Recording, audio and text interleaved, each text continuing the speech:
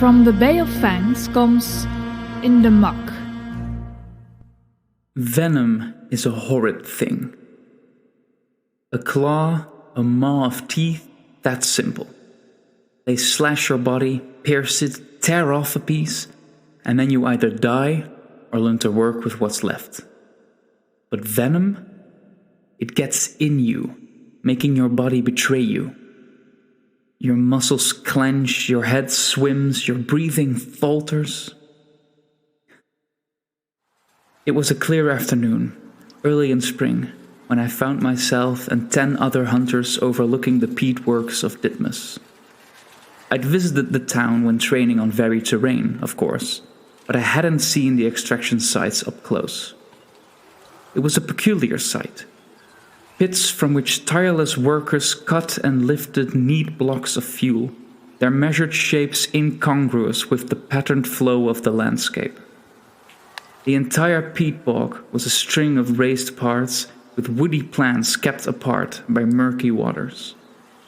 Truthfully, it was a beautiful sight. Land, open and clear, stretching away from us.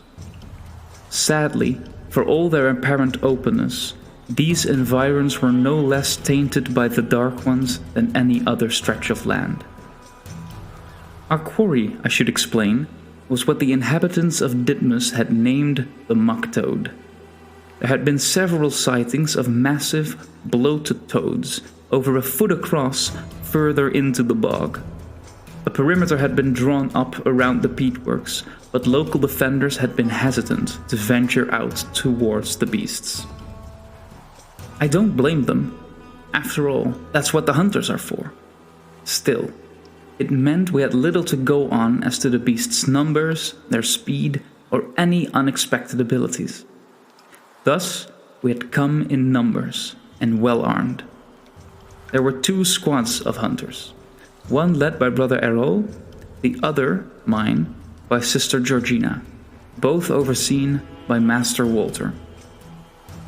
The plan was for us to venture into the bog in a line, each of us some 10 yards apart, to flush the Muck Toads out. Normally, this would have been enough. Few beasts could stand against 10 hunters of Fenblith with ready muskets and sabers. However, as we didn't know whether the Muck Toads would attack in packs, ambush us, or anything of the sort, it had been decided that we should mitigate our time spent reloading. As such, all 10 of us had been assigned 2 novices each. Mine were Abigail and Fred, both aged 10. They spoke in hushed, excitable tones about the terrain, having never seen land other than the Bay of Fangs. Abigail carried a second musket, while Fred carried a blunderbuss. Both had satchels of powder and star steel shot, so that they could reload for me. And I found myself wondering at the riches these children were carrying. Such thoughts were swiftly replaced, however, when Master Walter whistled the signal to advance, and I began wondering instead at how cold and wet someone's feet can get when lumbering through a bog. We were the 10th and final trio, forming the right flank of the line of hunters. The going was slow, which was to be expected. Picking your way through a bog isn't a fast means of travel at the best of times, but for the novices, who sometimes sank into the muck well past their knees, it was a grueling process of testing the ground, backtracking, and testing the ground again, all while desperately preventing the firearms or the powder and shot from getting wet. I must say, Abigail and Fred's efforts were commendable, and I felt a flush of pride watching them diligently pick out their path as I waited for them on the much drier patches of raised earth. After some time plodding through the bog like this, Master Walter's whistle sounded again. Using the hunter's flute signals, he communicated that he had spotted movement and assigned Errol to investigate while the rest of us waited. I had Abigail and Fred follow me toward the high ground some yards away from where we were. Errol and his novices were the 3rd trio in our formation, meaning we were as far away from the action as any other hunter. and I saw no reason to stand idling in the muck. We had barely reached the summit when we saw a burst of fire and smoke, followed by the crack of gunpowder. Errol gave a hand signal as one of his novices exchanged muskets with him, and Master Walter signaled for us to continue. As we set off again, Abigail stated she wished the Muck Toad had been closer, as she was curious to see if it looked anything like what she imagined. Fred said he was willing to bet it was like an oversized ball, all lumpy and blotchy. Abigail said she'd bet him half her dinner that it was actually a smooth and limber creature, bouncing from raised ground to raised ground so it never had to get wet when it didn't want to. The boy laughed that he'd be willing to bet his entire dinner against that. She scoffed that he would be hungry tonight then, because what sane creature would want to live in the wet dirt? Fred responded that these were no sane creatures but beasts, and prompted me to agree with him. I refused to answer, as the entire exchange had left me stifling chuckles, and I did not want to dissuade them from continuing their debate. Our march went on, though, and soon after Errol's disposal of the first Muck Toad, we were halted for the slaughter of a second and third, performed by simultaneous fire from Sisters Ida and Clara, the fifth and sixth hunters in the formation. Even sooner after that, we were stopped suddenly as Georgina and Brother Joseph, hunters 8 and 9, stumbled on a group of 5 of the beasts, dispatching them with furious fire from their blunderbusses. Abigail and Fred raised themselves up as much as they could, Fred triumphant to find that the Muck Toads were indeed lumpy, blotchy balls. I myself was more preoccupied with the emerging pattern, however, as the Muck Toads seemed to appear closer and closer to us, and in increasing numbers. It was, of course, entirely possible that Georgina and Joseph had just dispatched the final beasts, but I still instructed Fred to swap arms with me, taking up my blunderbuss as a precaution. I led on, taking extra care to watch for movement. Step by step, we struggled through the peat bog, the sun slowly turning through the sky. It was tense, every unexpected splash made by Abigail and Fred working on my nerves because I thought it might be a Muck Toad surfacing. I was deeply focused, making sure I didn't lead my novices into a danger I could not manage. Yet I never even saw the beast that attacked Abigail. There was no splash, no roar of defiance, no chattering of mandibles or scraping of claws. There was only the yelp of a young girl, shocked and in pain. I whirled around, gun raised. There was nothing. Nothing but Abigail sinking through her knees, clutching at her thigh with one hand while desperately trying to hold up the musket with the other.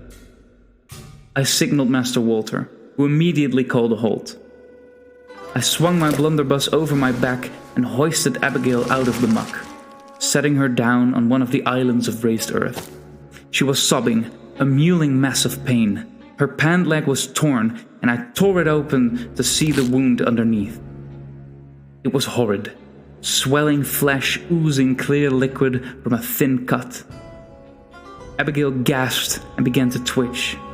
I told Fred to watch for threats while I unclasped my medicine pouch and dug up the bandages and hillbark ointment.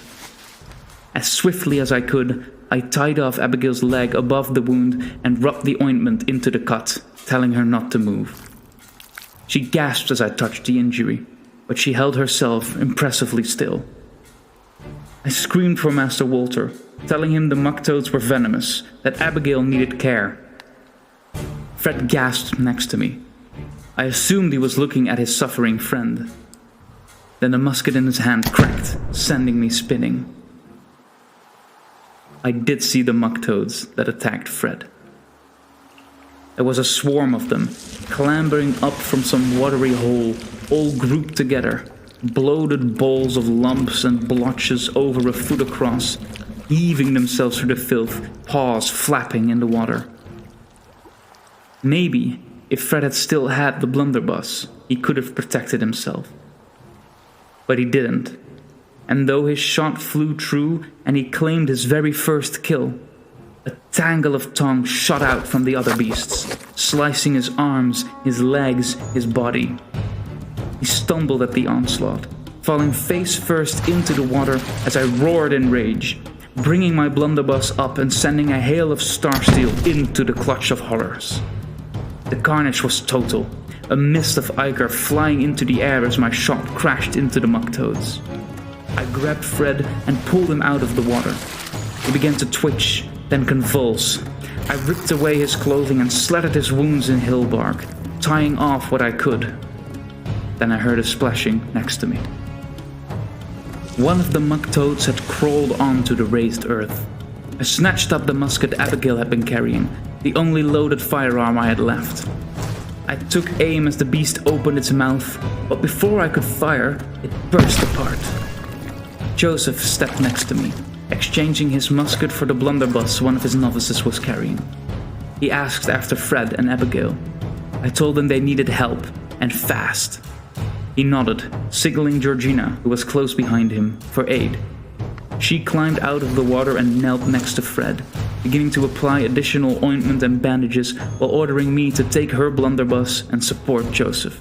It took an effort to leave my novices like that, but I knew Georgina was right and snatched up the blunderbuss and stepped next to Joseph, aiming into the bog where the Muck Toads had emerged.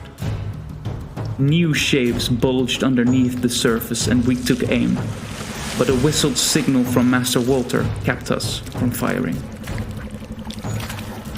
The Master Hunter moved through the bog with enough grace to overtake the final two members of my squad, stepping onto the platform of earth and beginning to give orders without so much as taking a breath. He explained that we had no doubt reached the Muck Toads' lair and that we should strike at them with overwhelming force so as to prevent any of them from escaping. As the other hunters and novices reached us, Master Walter moved us into position. We formed a wide circle around the beast's den, each of the hunters carrying a blunderbuss. The novices went with us, bringing the muskets to bear. Georgina stayed behind, giving Abigail and Fred what aid she could, her novices accompanying me instead. When our circle was complete, Master Walter, still on the raised earth, gave the signal to tighten it. With slow, measured steps, we approached the Muck Toad's lair. Soon enough, the water began to stir and the first shapes appeared. Master Walter had us stand firm while more and more beasts clambered from their den, milling about restlessly, clearly wanting to escape or defend themselves but not daring to approach us. Finally, when the patch of Muck Toads had ceased to grow, we were given the order to fire. It was a splashing, grimy, filthy mess. The Muck Toads tried to scatter, but their limbs were shot to rags. I reloaded, cursing the beasts for what they had done, and fired again, my siblings and our novices doing likewise. Thus we continued, the spring air filling with the acrid smoke of gunpowder, the peat bog eddying with ichor and lumpy flesh. Finally, all movement ceased. The beasts were dead.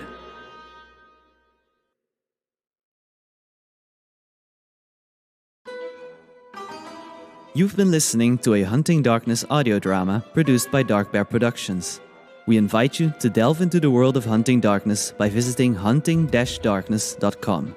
Here, you can find lore, art, merchandise, and even a glimpse of the dark truth. From the Bay of Fangs was written and directed by Dan Blokdijk. The cast features Dan Blokdijk as Peter Schillard and Lucas Simmers as Tara Summer.